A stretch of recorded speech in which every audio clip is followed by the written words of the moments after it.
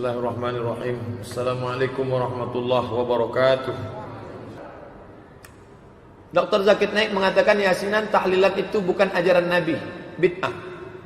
Zakir Naik spesialis perbandingan agama. Kalau dia bicara tentang masalah Kristen, masalah Kristologi, masalah Hindu, oke. Tapi kalau udah dia cerita masalah bid'ah, maka ada yang ahli pula di bidang itu.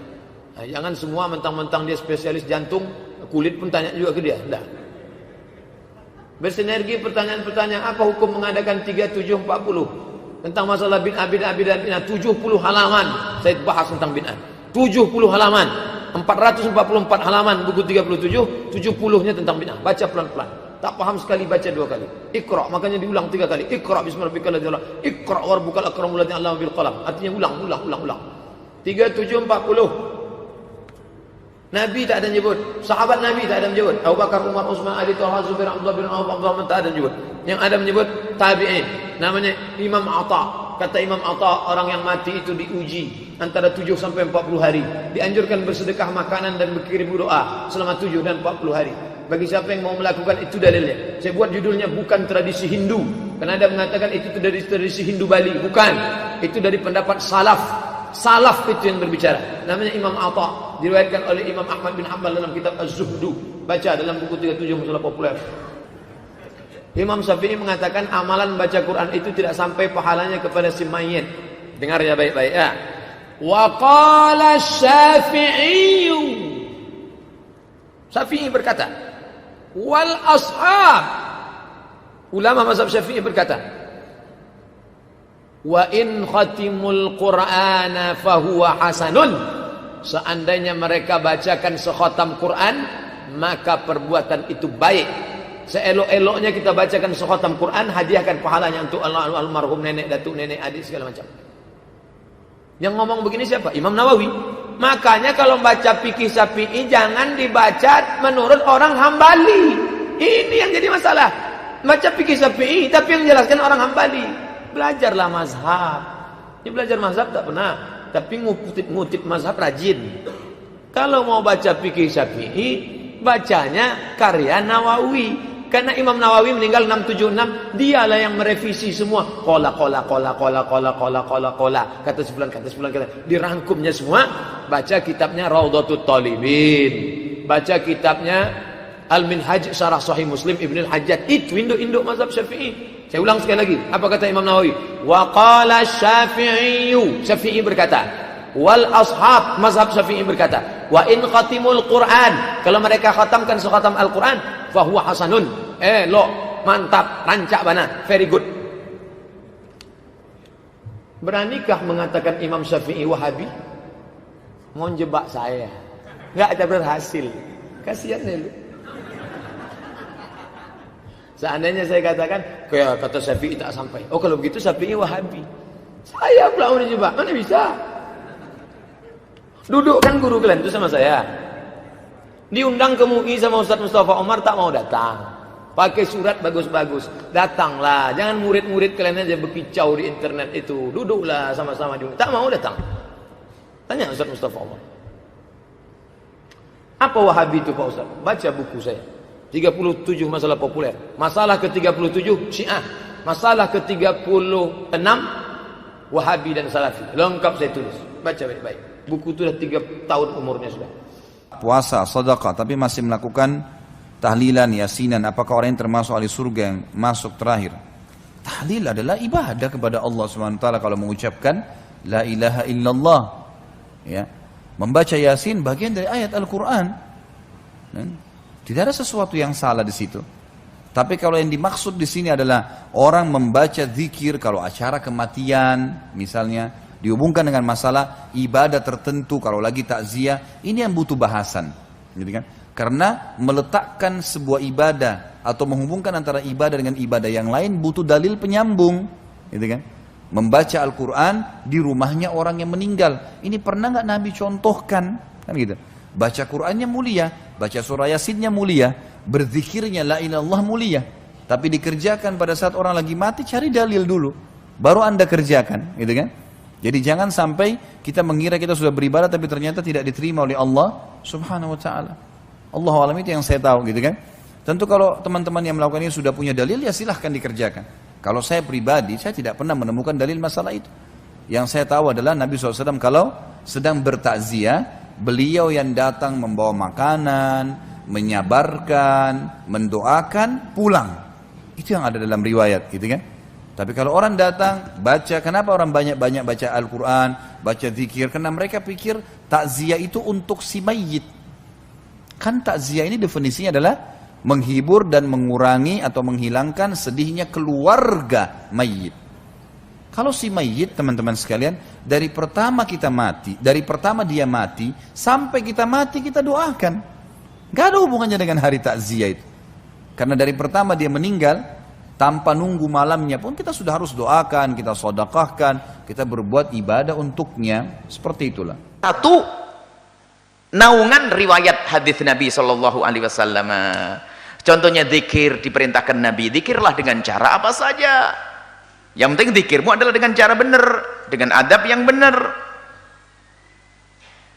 Tapi kalau zikirnya dibarengi keharaman, ya nggak benar. La ilaha illallah lagi perempuan sampai cubit-cubitan, ya haram. Kalau zikir kumpul kemudian bersama, haram. Tahu yang alasannya, Nabi pun tidak mengajarkan zikir bareng-bareng. Innalillah. Kan Nabi sudah nyuruh berzikir banyak. Jadi gara-gara pertanyaan seperti tadi itu, kami yakin bukan pertanyaan ibu sendiri, dari orang yang sok. Jadi Nabi tidak, coba pernah ada tahlilan, pernah ada tawasulan, terus apa lagi, pernah ada selamatan, dan seterusnya. Sekarang tanyakan tahlilan itu apa? Anda faham atau tidak tahlilan itu apa? Tahlilan adalah kandungan di dalamnya adalah doa. Kemudian tahlilan itu dibahas oleh para ulama, bukan Anda, bukan dia yang bertanya. Makanya orang yang mempertanyakan tentang tahlilan itu menunjukkan, mohon maaf, ketidakmengertian dia tentang ilmunya para ulama. Tahlilan itu ada judulnya khusus di dalam bab fikih, bukan tahlilan. Tahlilan itu kelihatannya spesial negeri kita ini. Tahlilan, karena ada la ilaha illallah namanya tahlilan. Sebenarnya tahlilan itu sudah masuk dalam, makanya aneh sekali kalau orang itu mengatakan begitu. Ulama dari masa ke masa membahas masalah ihda'ut thawabi, menghadiahkan pahala kepada orang yang meninggal itu. Kadang disebut tahlilan, kadang ihda'ut thawab. Berarti dia tidak ngerti masalah ihda'ut thawab. Suruh bahas, cari judul ihda'ut thawab, menghadiahkan pahala. Bahkan orang yang sangat diagungkan oleh orang yang anti tahlil, imam mereka memperkenankan dengan terang-terangan, memperkenankan. Berarti dia seolah-olah lebih hebat dari gurunya itu. Dia orang, mohon maaf, dia perlu diobati, dia sakit. Jadi pembahasannya tahlilan bukan begitu, menghadiahkan pahala. Lah ini ada ndak? Bagaimana pendidikan yang diambil dari Nabi? Orang satu amalan tapi pahalanya untuk orang lain. Ada ndak contoh dari Nabi? Apakah Nabi mengizinkannya? Kalau sudah ulama jumhur sudah mengatakan boleh, pasti ada riwayat yang dinukil dari Nabi. Ternyata mereka mendatangkan riwayat. Termasuk seorang perempuan mengatakan, bapakku pernah bernadar mau haji, bagaimana? Apakah boleh aku hajikan? Yang haji dia, tapi pahalanya untuk bapaknya.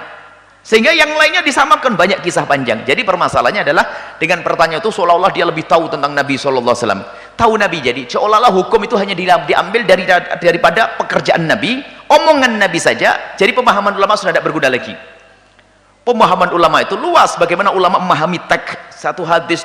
Kalau satu permasalahan akan didatangkan semua riwayat-riwayat hadis yang ada sangkut pautnya dengan permasalahan itu, dikumpulin dulu, dikumpulin dari Quran, dikumpulin hadis Nabi, dikumpulin, baru disimpulkan. Makanya kalau orang tiba-tiba mengambil satu hadis langsung dipakai, ini bisa perang terus dengan saudaranya, kayak ketemu tadi hadis itu, manjara izarahu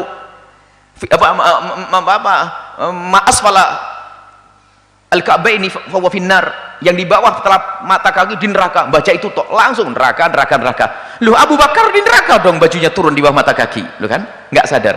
Karena ada riwayat yang lainnya. Jadi yang diperkenankan itu bukan harus sesuatu yang memang pernah dilakukan Nabi. Tapi Nabi secara umum mengizinkan. Coba, kalau di dalam tahlilan itu apa sih di dalamnya?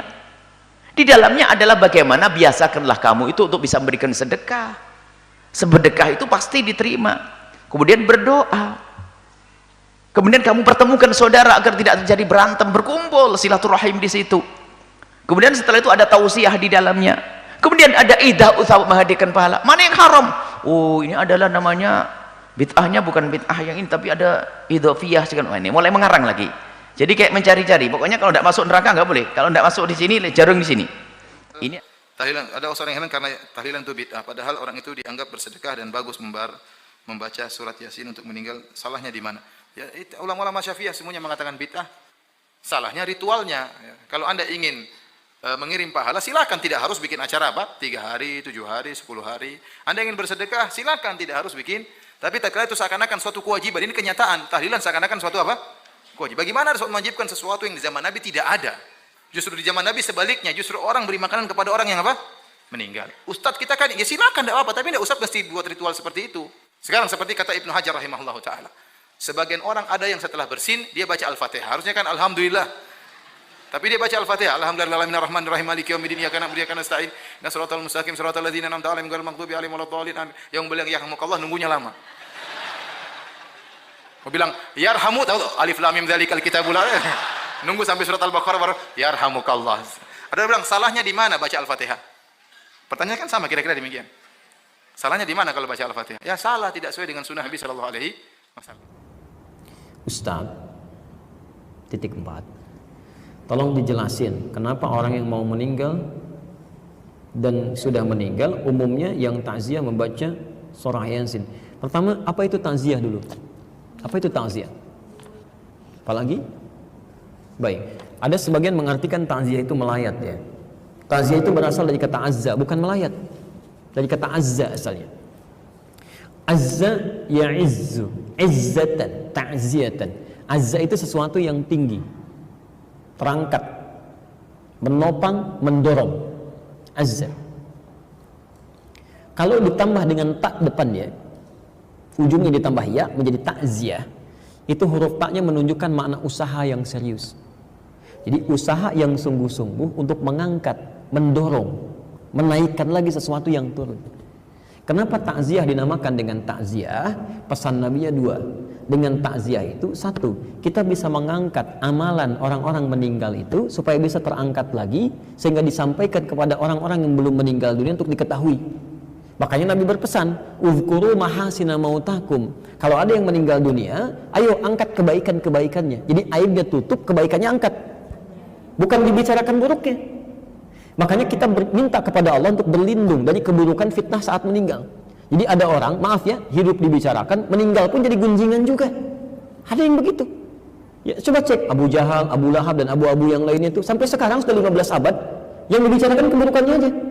Dan kita diminta oleh Nabi berlindung pada Allah. Ada di hadis Muslim, nomor hadis 588. 4 hal kita ucapkan. Allahumma inni a'udzubika min azabi jahannam, wa min azabil qabri, wa min fitnatil mahya wal mamat. Dan fitnah saat hidup atau saat meninggal dunia. Jadi disinilah ketika ada orang meninggal dunia, tolong Bu ya, Pak, jangan diungkap aibnya, jangan disebutkan, ungkap kebaikannya aja, angkat lagi. Sehingga ketika kebaikannya diangkat, kemudian jadi inspirasi bagi orang-orang yang mungkin bertakziah saat itu, dia disampaikan. Dari situ kemudian diamalkan. Ketika orang ini mengamalkan dari inspirasi yang terdengar tadi, maka yang meninggal dapat royalti pahalanya, bagian dari pahala itu.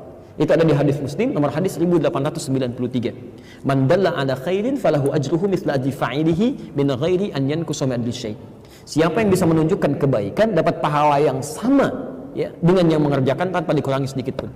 9 lafaz disebutkan di hadis Muslim. Idza matal insan in qata'a sa'iru amalihi illa min thalas. Jika manusia meninggal dunia, semua amalnya terputus kecuali 3 yang terus pahalanya mengalir. Terus mengalir.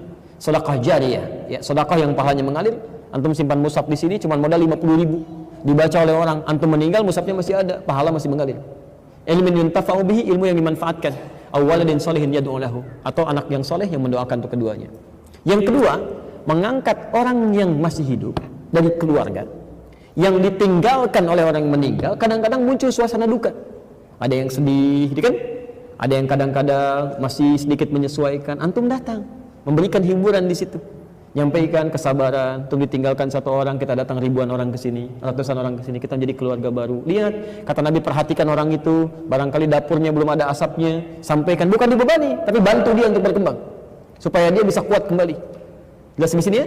Nah, dari sini untuk mengangkat amalan itu banyak caranya. Pertama dengan doa. dengan doa. Ada memang hadis yang mengatakan bacaan surat Yasin, tapi sebagian mengatakan hadisnya dhaif. Walaupun ada yang mengatakan hadisnya sahih, ya. Tapi kalau saya punya prinsip begini, kalau ada hadis yang diperdebatkan, mendingan ngambil hadis yang tidak diperdebatkan. Udah, lebih selamat, lebih tenang gitu kan. Apa hadis yang tidak diperdebatkan? Salah satunya doa. Ada di Al-Adabul Mufrad nomor hadis yang ke-44, posisinya paling kanan sebelah atas. Karangan Imam Al-Bukhari. Imam Al-Bukhari menulis kitab namanya Al-Adabul Mufrad. Jadi khusus terkait dengan akhlak dan adab dalam kehidupan. Itu tidak sedikit hadis tentang berbakti pada orang tua sampai meninggal dunia. Di hadis itu disebutkan saat seorang anak beristighfar saja, memohon ampun ya, kepada Allah untuk ayah yang telah meninggal dunia, tiba-tiba di alam kuburnya diberikan oleh Allah, diangkat 1 derajat. Sampai dia berkata, ya Rabb mahadhi, ya Allah apa ini? Dijawab kemudian, hadhi istighfarun, ini adalah kalimat istighfar yang dimohonkan oleh anakmu sekarang untukmu. Sekarang. Jadi Anda bisa bayangkan ya, baru istighfar saja, Allahumma rabbighfirli wa liwalidayya warhamhuma kama rabbayani shaghira, diungkapkan kalimat itu. Makanya ketika ada yang meninggal, kalimatnya istighfar pertama kali, Allahumma ighfirlahu warhamhu wa'afihi wa'fu anhu. Itu begitu Anda ucapkan kalimat itu, diangkat 1 derajat di alam kuburnya. Diangkat. Belum doa. Makanya kata Nabi di hadis sahih riwayat Al-Bukhari menyampaikan ithnani bima ma'na, 2 hal yang diharapkan oleh orang meninggal. Yang pertama, al-istighfaru lahu, permohonan ampunan untuknya. Yang kedua, ad-du'a bil khair. Ya, jadi silahkan selepas sholat berdoa. Apalagi orang tua, nggak ada mantan orang tua. Ya, saya selalu katakan, Quran itu memberikan pesan. Maaf ya, keterlaluan kalau ada anak misalnya, maaf, dalam hidupnya nggak bisa berbuat baik, saat meninggalnya pun nggak bisa mendoakan. Bahkan kata Quran, kalau orang tuanya masih ada, walaupun usia anaknya lebih daripada 40 tahun, misal, anaknya usia 70 tahun, orang tuanya 100 tahun, masih ada orang tuanya. Itu minimal, tetap harus berbakti dengan mendoakannya. Itu ada di Quran surah ke-46 ayat 15. Bahkan mendoakannya yang baik-baik. Ya Allah, hamba bersyukur atas nikmat yang diberikan pada hamba saat ini. Di balik segala kenikmatan itu, ya Allah, mohon berikan semua pahalanya untuk orang tua saya juga. Berikan kebaikan untuk orang tua saya juga. Karena barangkali kesuksesan yang Anda raih itu cuma 30% hasil kerja keras Anda.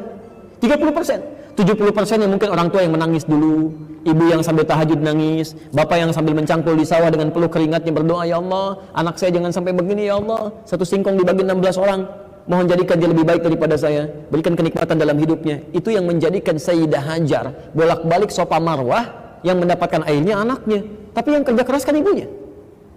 Maka dari situ adabnya sendirinya doakan. Sudah hidup gak bisa memberikan senyuman, sudah meninggal gak bisa mendoakan juga.